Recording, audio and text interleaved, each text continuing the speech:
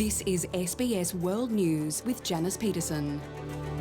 Good evening. There's growing urgency in Ethiopia as the worsening civil war there draws closer to the capital. Western nations have told their citizens to leave without delay. Rebel Tigrayan forces have released footage appearing to show tens of thousands of captured government soldiers in the regional capital, Mekele. Ethiopia's Prime Minister is reportedly heading to the front line to lead his military. Regional leaders are amplifying calls for an immediate ceasefire. The sheer size of this scene might take a moment to process.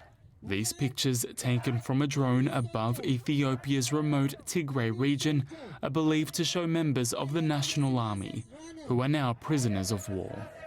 The soldiers paraded for the cameras by their captors, rebel Tigrayan forces, enemies of a government they are trying to overthrow.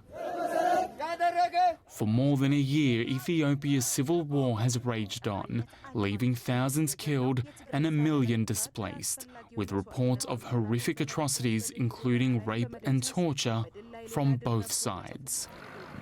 Following recent escalations, the Tigrayans claim to be advancing towards the capital Addis Ababa, a bustling city of 5 million people now on edge amid a nationwide state of emergency. Volunteers acting as security guards, civilians heeding Nobel Peace Prize winning Prime Minister Abiy Ahmed's call to join the fight.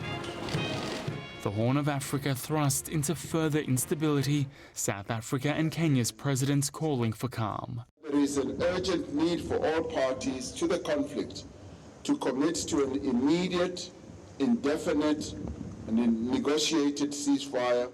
Analysts in Ethiopia telling SBS the conflict won't end without compromise. Given the stage the conflict seems to have reached, with quite significant gains for the Tigray forces on a key front, apparently decisive military advantage here, there is a need for the federal and allied authorities to make some key concessions. Anything short of that from the federal authorities means that the advance is likely to continue.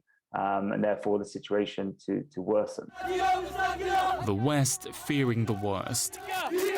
Germany and France joining the US in advising its citizens to leave Ethiopia without delay, while the United Nations has begun to temporarily relocate some staff as Ethiopians face the prospect of widespread famine and open conflict in the capital.